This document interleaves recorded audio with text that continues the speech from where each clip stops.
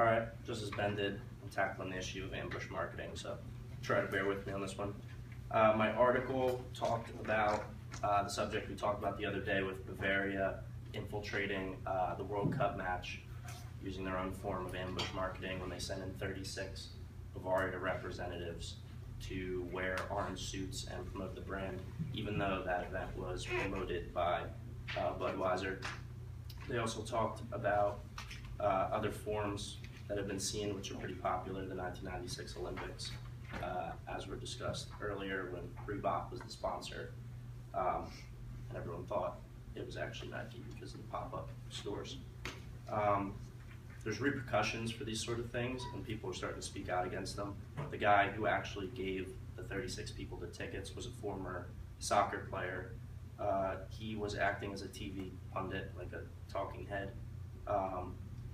He was actually dropped from that position and removed from the England World Cup ambassadorship because of his actions giving these people these tickets.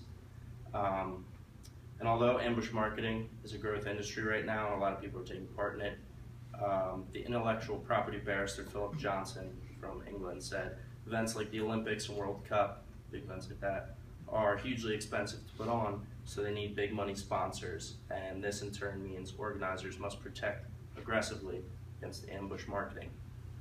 Some ways that they're doing this, a good example was given before the 2012 London Olympics. There was actually a chart with a list of A words and B words.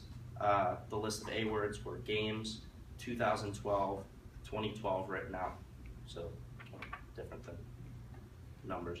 The B list was London, medals, sponsor, gold, silver, and bronze, and there was a law that you couldn't use any two words from the A list in combination with the B list, or any two from each category. So there's different measures people are taking to stop this ambush marketing. Although stricter laws starting to be put into place, people are still trying to set out to identify their brands with these big events, even if they're not the title sponsor. So my question for you guys, going back to what Philip Johnson said about the event being hugely expensive and needing big sponsors to put money towards these events, do you think ambush marketing will cause people to stop wanting to be the title sponsor of events because they're under attack? In the article I read, the guy was saying, I forget who wrote it, but it was on SBJ, and he was saying it almost undervalues like official sponsorship. Like in the future, like we might stop seeing official sponsorships because instead of putting all the money out to like become the official sponsor, you could put that money into making like a really great ad campaign that's like something insanely over the top that everyone's gonna remember, instead of trying to convince people over and over again that you're the official sponsor and like fighting off these ambush marketers. So I think it devalues the sponsorship. I agree. Nick? I would use the example of the Bavaria. I think even if a sponsor is to get ambushed, I would still remember Budweiser after that. I wouldn't have remembered Bavaria until you brought it up again. So I still think it's kind of like any publicity is good publicity at that point. I think that if you're thinking about sponsoring an event as an official sponsor, you have to consider who your possible competition would be. For instance, what we were talking about before is that if you're competing against Nike, they're just such a powerful brand that they're going to enter the consumer's mind regardless. So they're going to be looked at as the official sponsor rather than you as the official sponsor, even though you're the one paying for the package and the signage. So I would say definitely consider your competition going into the event. Christian? I think it does deteriorate. I agree with Laura. Sorry. I think it does deteriorate the value of official sponsors. However, I feel like official sponsors can be more creative in the way that they approach things. Like, for example, if Budweiser is the official sponsor of the Super Bowl, what are you going to do for the consumers that are at home watching the game? I mean, they're seeing your ads, but I feel like they could take one step further and say, on Super Bowl Sunday, all Budweiser discounted 10% off for all consumers watching the game, or something like that. I mean, there's different ways to be creative, and I feel like there's just an opportunity for them to be creative, just like ambush marketers. I agree. Now, going off of that, let's say people did want to stop being title sponsors because they're being watered down by these ambush marketers. Do you think the event would suffer since there's not as much money coming in from these big name Budweisers, Nikes? I definitely think the event would suffer. Think about the Super Bowl. Pepsi wasn't the sponsor, would there have been that halftime show? Absolutely not. So I think that this is really a big issue because it's gonna, if people stop being sponsored, it's gonna completely change the realm of professional sports, especially these big events, because it's all about the show with the Super Bowl. Like, you have people who don't even care about football watching, and they're not gonna watch if they're not gonna see like that really cool halftime show. I agree.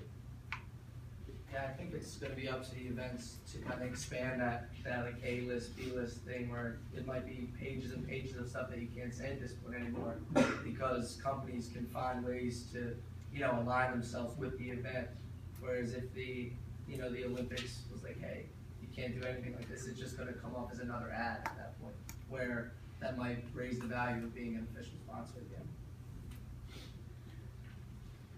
Okay, even though, I agree with ambush marketing. It sounds like you guys were agree, and I also agree with the fact that it could get watered down.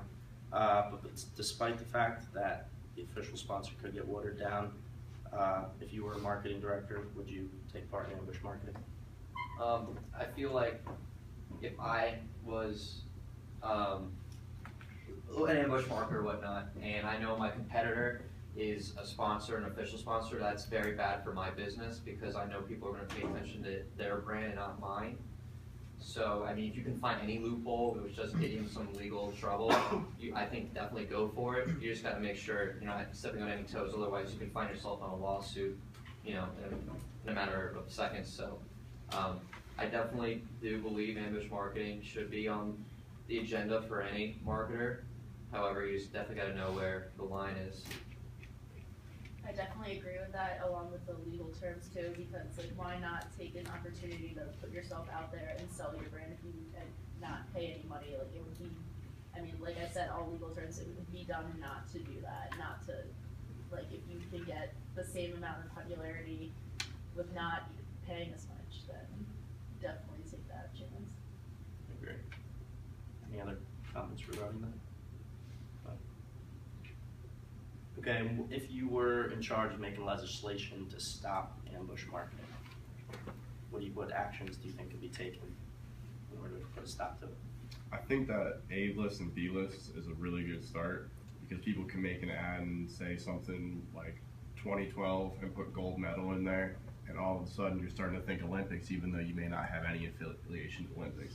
I think they can expand that list depending on what event it is, if it's the Super Bowl, if it's the World Cup, it's the Olympics. I think that's a good start, and I think that's something they should continue to elaborate on and add more words into there so it limits what the person can say so people don't get the idea that they might be an official sponsor when they're not. Okay. Anyone else? Yeah, I agree with what Jake said with the A-list and B-list thing, and also with the radius protecting a certain area outside of the event. And I think a lot of it has to come down to the commercials you put on, because if Kia is the official sponsor of the NBA, so you always see Kia commercials during the NBA. So I think a lot of it has to do with their advertisements in those commercials to make sure people know. Because if you pay all that money to be a title sponsor, people should know that you're the sponsor. Mm-hmm. So you shouldn't allow yourself to get ambushed. CNN? Just to talk about something what you talked about earlier, I feel like it's just hard, maybe impossible to stop. Let's take the NBA, for example. Let's say Nike or Adidas or somebody sponsoring jerseys. Let's say Adidas is sponsoring the jerseys. You always have players like LeBron James who's going to wear Nikes, and LeBron James is maybe the reason why the majority of the players, the young audience, is watching the game. So it's how do you really prevent that? And where do you draw the line between that's ambush marketing or that's not? LeBron's going to wear shirts under, he's going to wear sneakers, might have a Nike headband. So it's I feel like it's very, very hard. Within games, I'm talking within games, obviously, but you have any? I don't think there can be a stop put to it, to be honest. Sorry, what exactly was your question? Do you is there any way that any, laws are trying to prevent that? Maybe not the NBA, but when they go to the Olympics and Adidas, the main sponsor of the uniform, does Adidas have comments towards these players are wearing Nikes, these players are wearing Jordan, they're taking away what we want. We want us to be the face. I don't know. This is what I'm just thinking. Yeah. Although I asked the question about further legislation being passed, I'm for ambush marketing, and I would say there may be ways to stop it. but personally I don't think it should, because my final point that I was going to get to is that I think it forces creativity, it forces you to be ahead of your competition and always be innovative. And also going back to the fact that title sponsors want to be known and seen more, there was the issue of, you know, them possibly not wanting to be the title sponsor.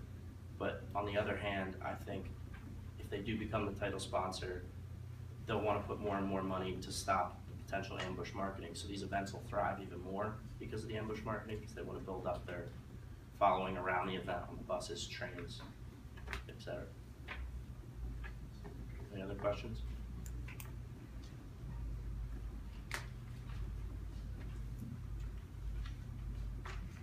Keep going. Either that or say thanks and.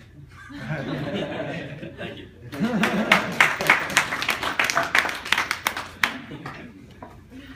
If there are no questions, it's